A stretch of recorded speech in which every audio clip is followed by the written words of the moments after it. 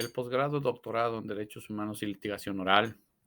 En el marco de la materia Seminario de Profundización en Defensa Oral y Litigio Estratégico, respecto a la actividad 1, que es un video educativo, nuestro docente Ahmed López Jiménez y su servidor José Francisco Ortega Barreiro damos cuenta del tema que nos ha solicitado.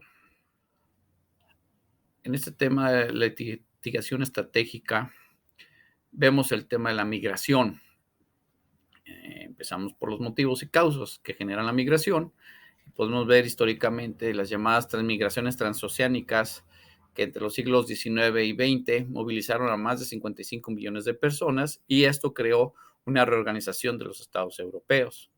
Posteriormente, las migraciones internas, que a consecuencia de una crisis en 1930, pues migraron en el ámbito rural hacia las ciudades. Posteriormente, las migraciones llamadas transfronterizas y que esto es más complejo o va haciéndose más complejo debido a conflictos políticos, económicos y sociales, que hubo una migración entre países fronterizos a partir de la década de 1960. Y bueno, finalmente tenemos las migraciones con la globalización que en la actualidad ha provocado que más de 150 millones de personas emigren y no se encuentren en su país de origen. Y bueno, pues tiene muchas consecuencias. La situación que implica la globalización es en donde se supone se debe homogeneizar o debe haber igualdad en el mercado planetario, o sea, en el intercambio de bienes y servicios. Puede haber un crecimiento sostenido, pero realmente lo que produce es una desigualdad estructural porque no todos entran a los mercados en igualdad de condiciones. Y la otra parte de la globalización es lo llamado o lo que se llama como imaginario social, en donde a partir de la publicidad o de los diversos medios de comunicación, información, películas y diversos medios provocan que las personas sientan o perciban o piensen que pueden tener unas mejores condiciones de vida en otro lugar. Respecto a la situación migratoria, hay dos aspectos. Uno de ellos es la restricción migratoria, es decir, que seleccionan a los migrantes de acuerdo a sus necesidades laborales, sus necesidades de diferentes actividades a las que no arriban las personas que viven o son de ese origen del país. Y bueno, a este fenómeno migratorio se le llama drenaje de cerebros o brain drain, en donde seleccionan, es una forma selectiva de decir a quién sí y a quién no acepto en mi espacio o en mi territorio. El otro aspecto es la migración flexible, en donde se propone que haya una libre circulación o movilidad, que se asienten las personas y que se respeten sus derechos. Pero pues esta situación implica o tendría unos efectos negativos principalmente, porque bueno, crea un desorden, una desigualdad existente que es difícil de que compaginen en un momento dado. Requiere de mucho tiempo y de muchas situaciones para que una migración flexible se pueda dar sin ningún inconveniente. Las causas que generan la decisión de emigrar de una persona o una familia o toda una población, pues se deben a las mismas circunstancias que siempre se buscan en un país de origen o un territorio de origen, que es tener buenas condiciones de vida, tener seguridad, que no haya persecución, evitar los prejuicios. Y bueno, todas estas situaciones que si en tu lugar de origen no se dan o estas condiciones no existen, bueno, pues tendrás que ir a otro lugar. Y el ir a otro lugar es buscar un sueño distinto, ¿no?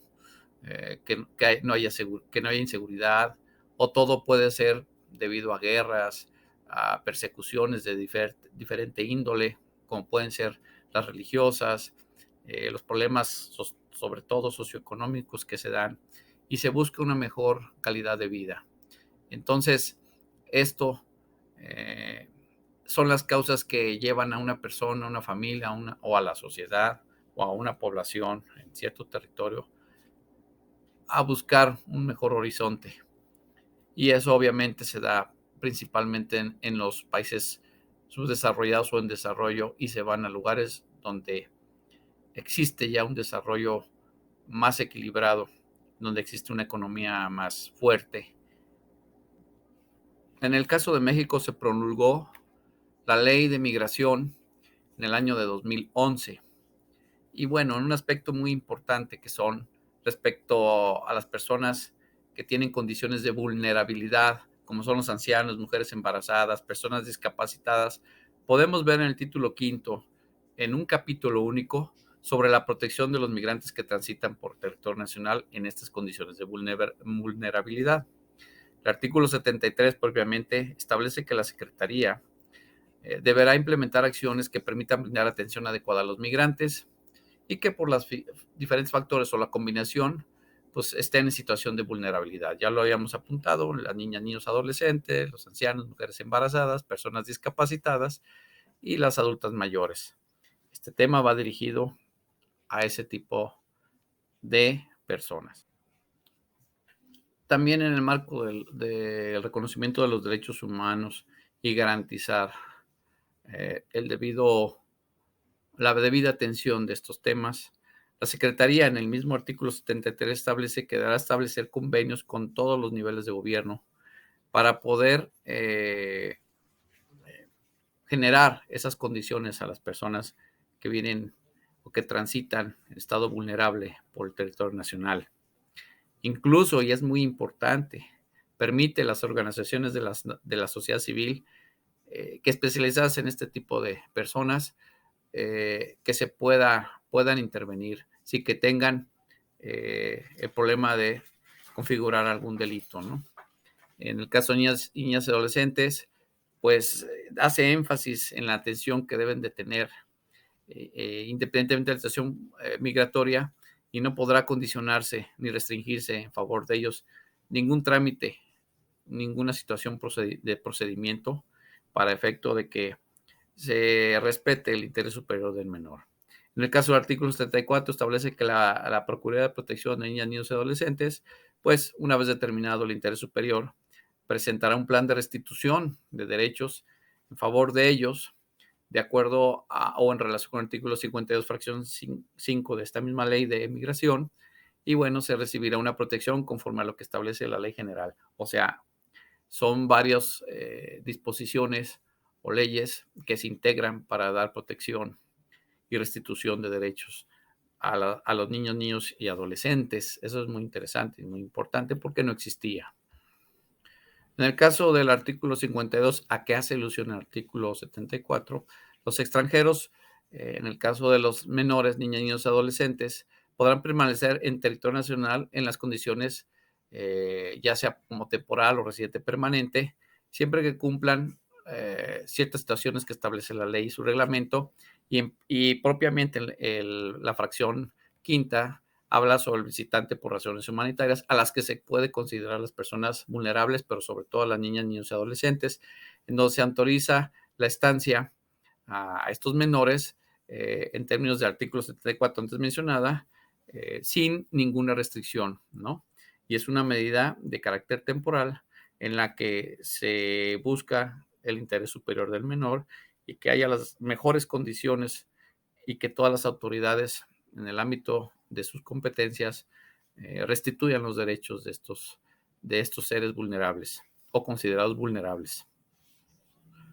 Como lo había mencionado, es una cuestión novedosa el que la condición política de los Estados Unidos mexicanos y los tratados internacionales reconozcan a los migrantes, a los menores de edad no acompañados, o sea, a las personas en estado de vulnerabilidad, porque no existía una regulación o alguna ley que tuviera esos alcances o los considerara sujetos de derechos en forma especial.